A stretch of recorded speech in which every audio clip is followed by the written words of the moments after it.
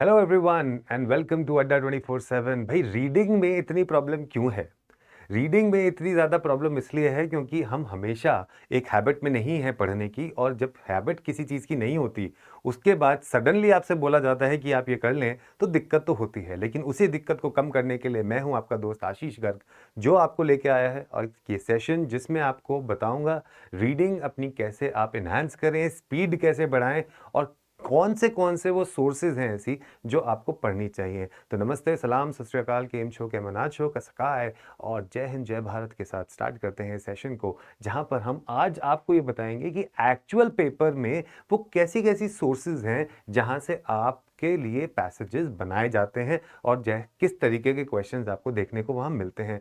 यहां पर ही साथ में आपको ये भी बताऊंगा कि किस तरीके से उन पैसेजेस को आप मिनिमम टाइम में कर सकते हैं, कौन से क्वेश्चन को करना चाहिए, कौन को छोड़ देना चाहिए। ये सब चीजें हम बताएंगे, तो सेशन के एंड तक जरूर बने रहिए मेरे साथ, अपने दोस्त और अपने हैप्पी सर के साथ। तो एनालिसिस में देखते हैं। तो पहले ये जानना बहुत जरूरी है कि आपका जब पेपर होता है, ठीक है, तो आपके पेपर में ये जानना बहुत जरूरी है कि पेपर का पैटर्न क्या है। तो अगर हम क्लैट की बात करते हैं तो क्लैट में आपके पास रीडिंग इंपॉर्टेंट इसलिए है क्योंकि पैसेज बेस्ड आपके पास क्वेश्चंस आते हैं। आपके पास 1 से लेकर 30 तक होता है इंग्लिश, उसके बाद आता है आपके पास करंट अफेयर्स, उसके बाद आता है आपके पास लीगल, उसके बाद आता है लॉजिकल, जिसमें आपके पास अगेन क्रिटिकल रीजनिंग के क्वेश्चन आते हैं। अगेन 30 क्वेश्चन होते हैं वो क्रिटिकल रीजनिंग के। ठीक है, तो ये कहना तो गलत नहीं होगा कि आपके पास, अगर मैं क्रिटिकल रीजनिंग को भी इंग्लिश में जोड़ दूं तो टोटल के टोटल आपके पास around 60 question are from English, और इसमें आपका strong command on reading needs to be there. तो आपको रीडिंग होनी चाहिए, आप फेमिलराइज होने चाहिए, घबराहट नहीं होनी चाहिए आपको पढ़ते वक्त। क्यों? क्योंकि अगर आपने पेपर को छोड़ दिया, क्योंकि पेपर अगर लेंदी था और आप पढ़ नहीं पाए पूरे क्वेश्चंस, तो कहीं ना कहीं आप ऑलरेडी एक बैकफुट पे तो आ चुके हो, और हम नहीं चाहेंगे कि आप बैकफुट पे आओ। तो इसलिए आप लोगों को इस रीडिंग की प्रैक्टिस रेगुलरली करनी चाहिए। इसके लिए क्या आपको करना चाहिए, कैसे आप अपनी रीडिंग को इनहांस करें, इसके ऊपर एक वीडियो मैं ऑलरेडी बना चुका हूं, व्हाई इज रीडिंग इंपॉर्टेंट। अभी हमने कल ही ये सेशन लिया था, जाके वो जरूर देखिएगा और बताइएगा कि वो टेक्निक्स आपको काम में आई या नहीं। तो उसमें मैंने आपको बताया था that it is very important कि आप स्किमिंग करें, आप स्कैनिंग करें। ये दोनों चीजें बहुत ज्यादा जरूरी हैं। ठीक है, आपको जब कीवर्ड्स देखते हो आप किसी भी पैसेज में, वो कीवर्ड्स आपको कहीं ना कहीं ये बताने की जरूर कोशिश करते हैं कि ये पैसेज किसके बारे में है। तो वो आप देखिए, आप पढ़ते पढ़ते मार्क करते चलिए वो इंपॉर्टेंट चीज। अगर जहां पर कोई पॉइंट्स दे रखा है, कोई नेम है, कोई मेंशन है, तो that is you should keep on doing it. Then maybe read the questions and identify the words that are there in the question so that you can locate them in the passage, so that आप जल्दी से वो answer उसका ढूंढ पाए। तो ये तरीके से आप कर सकते हैं। तो उसी के लिए चलिए अब हम चलते हैं अपने पैसेज की तरफ और देखते हैं यहां पर कि जब हम यहां पे देख रहे हैं आपका पैटर्न, तो पैटर्न में आपके पास इंग्लिश लैंग्वेज में देखिए 1 से 30 तक क्वेश्चन है। आपके पास करंट अफेयर्स में 31 टू 65 है, लीगल रीजनिंग में 66 टू 105 है, उसके बाद लॉजिकल रीजनिंग में 106 135 तक है, और उसके बाद क्वांटिटेटिव टेक्निक में 136 टू 150 है। ये आपके पास सारे के सारे क्वेश्चंस आ चुके हैं। अगर आप इसी को और मैं थोड़ा सा आप लोगों के लिए बड़ा कर देता हूँ सो दैट आपको आसानी से दिख जाए, राइट? या आई एम श्योर आपको अच्छे से दिख रहा होगा, right? I am sure that it is visible to you. तो अब यहां पर सबसे पहला काम ये करते हैं कि इस पैसेज में देखते हैं कि आपके पास क्या क्या सोर्सेज से इन्होंने पैसेजेस बनाने की कोशिश करी है। तो पहला है extracted with edits and revisions from the provincial reader by Sumana Roy, Los Angeles review of books. ठीक है, तो एक हमारे पास नॉवेल्स के लिए ऑलरेडी मैं हमेशा बोलता रहता हूं कि आपको पढ़ना चाहिए, और जो लोग नहीं नॉवेल्स पढ़ते हैं बिल्कुल, तो वो स्टार्ट कर दें पढ़ना। और उसके लिए भी एक शॉर्ट मैंने बनाया है कि कौन कौन से आप एज बिगनर्स नॉवेल्स पढ़ सकते हो, तो वो जाके जरूर देखिए और उसको पढ़िए। तो ये हमने पहला यहाँ पे देख लिया। दूसरा पैसेज अगर हम देखें यहाँ पे, तो यहाँ पर आपसे है accepted from the dig by Saumya Ashok 52। उसके बाद नेक्स्ट इन्होंने जो दिया है passage, that is from extracted with edits and revisions from Trick Mirror Reflections on Self-Delusion by Gia Tolentino, Random House 2019, right? And then the next fourth one is from extracted with edits and revisions from At the Mercy of the Water Mafia by Aman Sethi, Foreign Policy। ठीक है, ये यहाँ पर इसके ऊपर है, right. और उसके बाद अगर आपने देखें तो extracted with edits from dreamers how young Indians are changing the world by Snigdha Poonam, penguin viking 2018। So now एक अगर आप ये देख के चल रहे हैं कि इन्होंने काफ़ी एक वैरायटी देने की कोशिश करी है आपको, इसी वजह से आपको ये बोला जाता है कि अगर क्लैट का पेपर आपको क्लियर करना है, और क्लैट वही लोग क्लियर करते हैं जिनका command on reading and English is impeccable, वही लोग क्लियर करते हैं, वही लोग हैं जो एनएलयूज में जाते हैं। क्यों? आगे के 5 साल भी आपको यही करना है। बाकी सब्जेक्ट्स पे पढ़िए, अच्छी बात है, उसको भी पढ़िए, समझिए उन चीज़ों को भी, लेकिन जब तक रीडिंग अच्छी नहीं होगी, जब तक कॉम्प्रिहेंशन अच्छा नहीं होगा, वोकैबुलरी अच्छी नहीं होगी, इंग्लिश अच्छी नहीं होगी, तो बाकी सेक्शंस भी आपके अच्छे नहीं होंगे। That is a direct relationship with English. तो इसलिए डू नॉट निग्लेक्ट, जो आप स्कूल में पढ़ते आ रहे हो और आप ये सोच रहे हो कि मैंने स्कूल में तो इंग्लिश में मेरे बड़े अच्छे नंबर आते हैं तो यहाँ पर भी मेरा काम चल जाएगा, ऐसा नहीं है। Consider English as a major subject if you want to clear CLAT और एलेट और पेपर लाइक एलसैट और स्लैट फॉर दैट मैटर। अगर आपने ये नहीं किया इस in duration of 6 month, trust me आपका पेपर ये क्लियर नहीं होगा। ठीक है, तो ये आपके पास पैसेजेस आपके पास आ चुके हैं पूरे के पूरे, मैं आपको दिखा चुका हूं सारे के सारे पैसेजेस। फिर ये अगला पैसेज है पैसेज नंबर 6, जिसमें दिया गया है extracted with edits and revisions from the Haroun and the sea of stories by Salman Rushdie. तो देखिए सलमान रुश्दी की एक स्टोरी है जो उन्होंने लिखी होगी उसके ऊपर। तो बेसिकली अगर आप एक ब्रॉड वे में देखें तो आपका fiction, non fiction, foreign policy, government documents, poems, ये सारी की सारी चीज़ों में से यहाँ पर चीज़ें आ सकती हैं।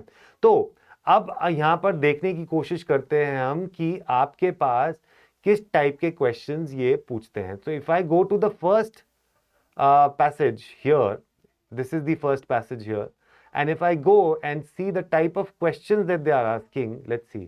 What use was the kabadi wala waste picker to the author? So what use was the kabadi wala to the author? तो क्या यूज है? तो ये एक क्वेश्चन हमारे को आसानी से मिल सकता है। फिर है what according to the author is essential about the experience of being a provincial reader? तो what according to the author is essential, क्या चाहिए? तो ये एक डायरेक्ट क्वेश्चन भी हो सकता है and it can be an indirect question also। ठीक है, उसके बाद चलते हैं। Why did the author feel a sense of epiphany and deep sadness? What does the word anachronistic? अब देखिए ऐसे वर्ड जब आपके सामने आएंगे, ऐसे वर्ड जब आपके सामने आते हैं, क्वेश्चन जब आते हैं, where you have this anachronistic, these are not to be left. ये क्वेश्चन तो आपको डेफिनेटली करना ही करने हैं। तो अगर ऐसे 5 क्वेश्चन, आपके 5 पैसेज हैं या 6 पैसेज हैं, और हर पैसेज में अगर आपको एक क्वेश्चन भी वोकैबुलरी का है, तो आपके 6 क्वेश्चंस तो सीधा सीधा यही हो गए that you are suppose to do. So please make sure that whenever you are doing any passage, right, please find out the vocabulary questions first and try to do them। ठीक है, आगे चलते हैं, आगे चलते हैं। Which one of the following option captures the meaning of the last sentence best? अब यहाँ देखिए, अगर ये खाली होता which of the following options captures the meaning of the entire passage, ठीक है, तो यहाँ पर शायद मैं आपको कहता कि दिक्कत हो सकती है, क्योंकि पूरा का पूरा पैसेज में तो एक तरीके से आपसे सेंट्रल थीम पूछ ली।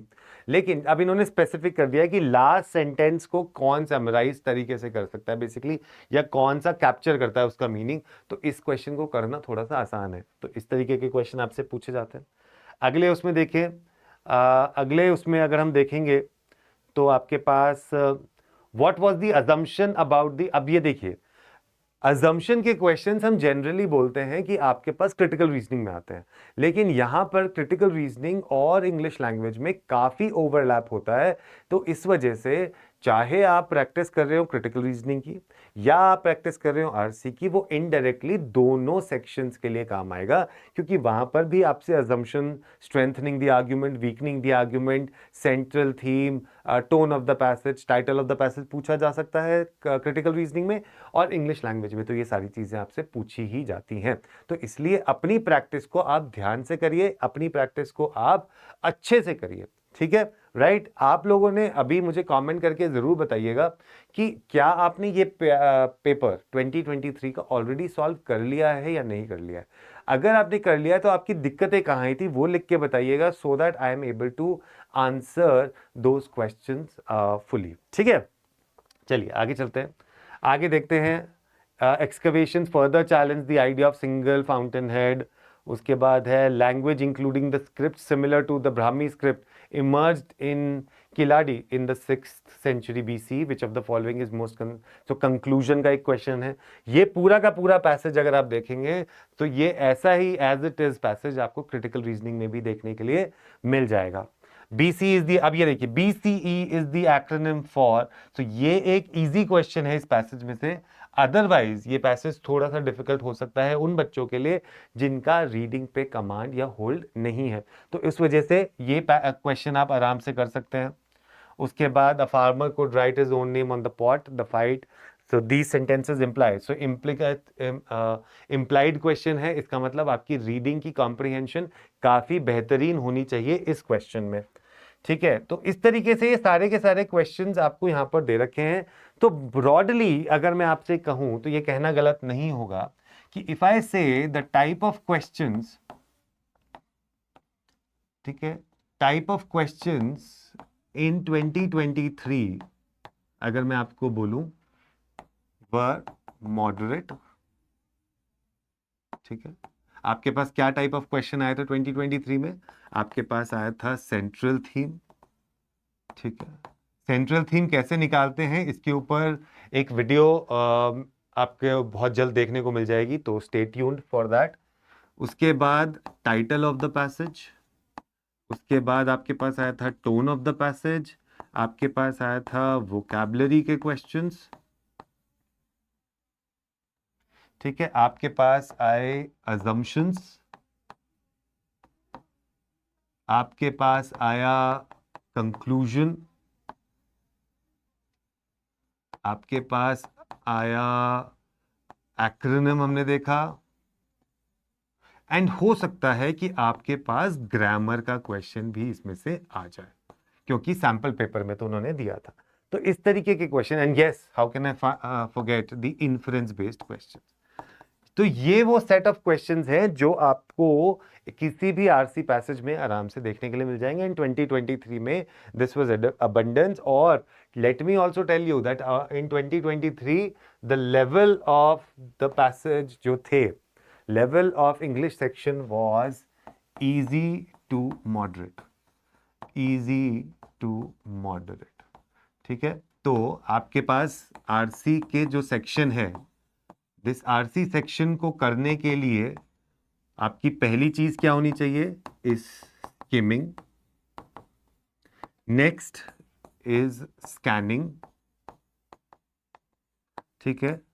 सब वोकलाइजेशन हम नहीं करेंगे, सब वोकलाइजेशन हम नहीं करेंगे, और क्लैट 2023 का एक्चुअल पेपर हम सॉल्व करेंगे, right. So 30 questions which are there in your paper, ठीक है, क्लैट 2023 में जो आपका में है, यू विल टेक 25 मिनट्स, ठीक है, apply these techniques that I have told you, alright, and you will solve, comment for the first 15 questions, अभी आप 15 क्वेश्चंस के, और if you want to do it for all the questions also you can do it.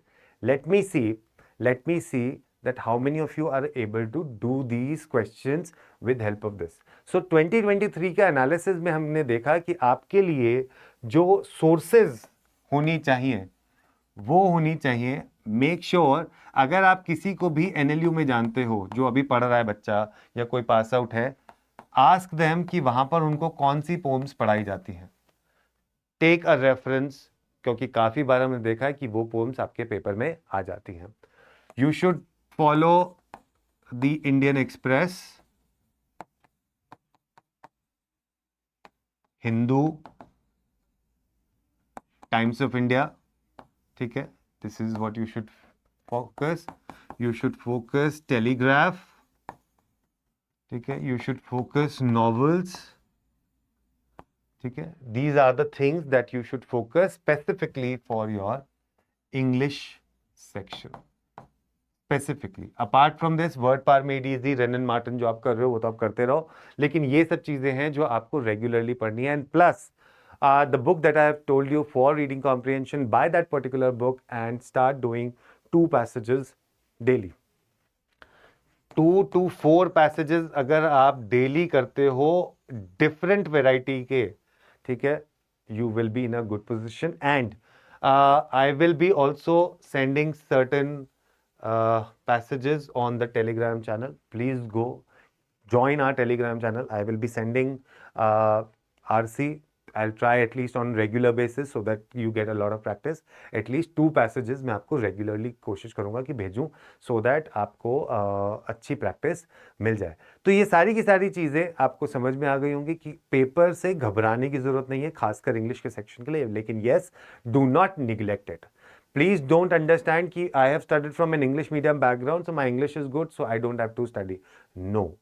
It requires a lot of perseverance. It requires a lot of hard work for this particular paper to clear. अगर आपका paper छूट गया इस वजह से क्योंकि आप पढ़ नहीं पाए पूरा का पूरा पेपर, तो आप ऑलरेडी बैकफुट पे हो और हम नहीं चाहते कि आप बैकफुट पे आए. ठीक है, तो for more such insightful things, for more such things where you want to know कि अपनी आरसी को हम कैसे स्ट्रॉन्ग करें, क्रिटिकल रीजनिंग को कैसे स्ट्रॉन्ग करें, आपके लिए अड्डा 24/7 लेके आ चुका है बैच. जाइए, लीजिए वो बैच, जुड़ जाइए हमारे साथ और कोड लगाना मत भूलिएगा. कोड लगाइए Y713, जाके लीजिए फॉर क्लैट एंड एलेट 2024. इसको लेना कैसे है मैं आपको दिखा देता हूं. अगर आप जाएंगे अड्डा की साइट पे, यहां गए आप, इधर जाएंगे, इधर जाइए ऑल कोर्सेज पे. ऑल कोर्सेज पे अगर आप जाके देखेंगे undergrad entrance exam, law entrances, CLAT, और ये रहा आपका क्लैट 2024 का बैच. इसको जाके लीजिए. ठीक है, इस पे अगर आप कोड लगाते हैं Y713 और अप्लाई कर देते हैं इसको, तो 11,040 रुपए का आपको ये बैच मिल जाएगा. तो फटाफट से जाके लीजिए इसको और जुड़ जाइए हमारे साथ. मैं आपको फिर से लिख देता हूँ यहाँ पे Y713. Go and take this particular batch, क्योंकि अगर आपने ये बैच नहीं लिया तो कहीं ऐसा ना हो कि आपका सपना रह जाए अधूरा और एनएलयू का सपना हो जाए हमसे दूर. लेकिन अड्डा में आके हम हमेशा बोलते हैं कि एनएलयू का सपना अब होगा अपना. तो जाइए फटाफट से लीजिए ये बैच और जुड़ जाइए हमारे साथ. ऑलराइट, सो ये कुछ टेक्निक्स थी आपके लिए कि जिससे आप अपनी रीडिंग को इन्हांस कर सकते हैं. और क्या था लेवल 2023 का, ये मैंने आपको बताया. पैसेजेस को आप सॉल्व करिएगा, ज़रूर प्रैक्टिस करिए उसमें से, क्योंकि वो एक्चुअल पेपर है. और फिर देखते हैं कि आपकी एक्यूरेसी कितनी रहती है. 25 minutes is what you have to take for this particular 2023 का पेपर. ऑलराइट, सो ख्याल रखिए अपना. अपने हैप्पी सर को इजाज़त दीजिए. जय हिंद, जय भारत. फिर मिलेंगे अगले सेशन में.